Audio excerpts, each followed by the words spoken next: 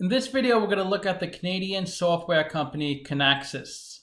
And what I do in my videos is I run a discounted cash flow model to figure out the intrinsic value of the stock and compare it to the actual stock price to see if it's a buy or a sell. We also look at the financial ratios and compare them to its competitors.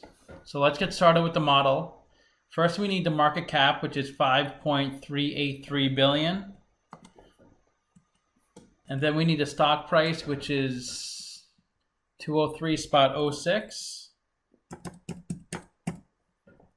And then next we need the free cash flow. And free cash flow is cash flow from operations minus capital expenditures. And this is how you value a company. You estimate the future free cash flows. Then you discount that number back to today's value. And that's what I'm doing in this video. Now I'm getting the net income, which is the profit and loss on the income statement. We'll put that into the model.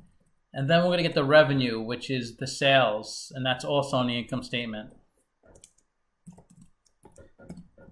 And you want to look at the numbers to make sure they're all positive and fairly consistent, because if they weren't, it would be hard to value the company. So they all look pretty good so far.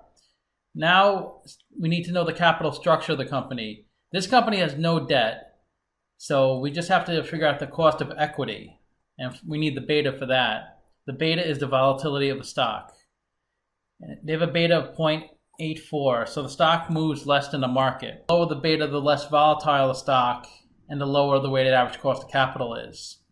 Let's get some more information from the balance sheet. Let's get their current assets. And current assets are the assets that I use to run the day-to-day business. Those include cash, accounts receivables, and inventory.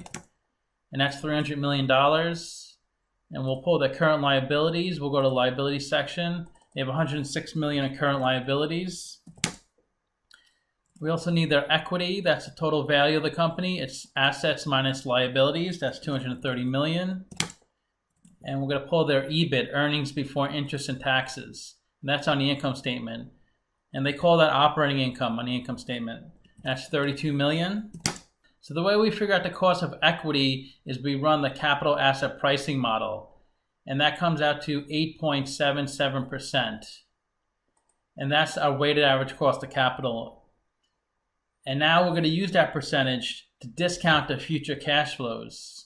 So we estimated 4 years of future free cash flows. We also estimated a terminal value, which is all years past year 4. We discounted those dollar amounts back to today's values using the weighted average cost of capital, and we get a value of the entire company of $2.1 billion. We divide that by 27 million shares, and we get an intrinsic stock price of $80. It's trading at 203, so it's trading at 155% premium. So it's a sell according to the model. Let's see what Simply Wall Street values the company at. They're even lower than me. They're at 61. Let's look at the historical stock price to see where it's been trading at. So it looks like it was trading at intrinsic value for a while, but it seems like since coronavirus hit, it's just been really bid up. So people are really seeing the future and the value of this company. So let's look at the financial ratios. Maybe we'll get some more information. And that's just a ridiculously high PE ratio of 230. The average in the market is 28 and the median is 15. So that's extremely overvalued. That's not a good PE ratio. That's price of stock over earnings per share. And the price of sales ratios are also extremely high and not good. 28. I like to see around 2 or 3 for the stock. The price to book is really high at 23. I like to see around 3 or 4 or less. So this is really high. It's not looking so good so far. They have a good current ratio. They can cover their current liabilities. They have a 10% ROE, which is on the lower side. They don't have any interest payments or debt. So let's compare them to their competitors, because this is the best way to look at ratios against similar companies. So Intuit and the Trade Desk, they're both American companies, but we can compare their ratios. So Kinaxis is the worst in PE.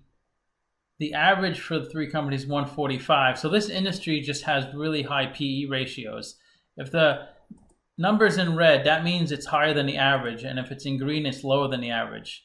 They're also higher than the average in price of sales.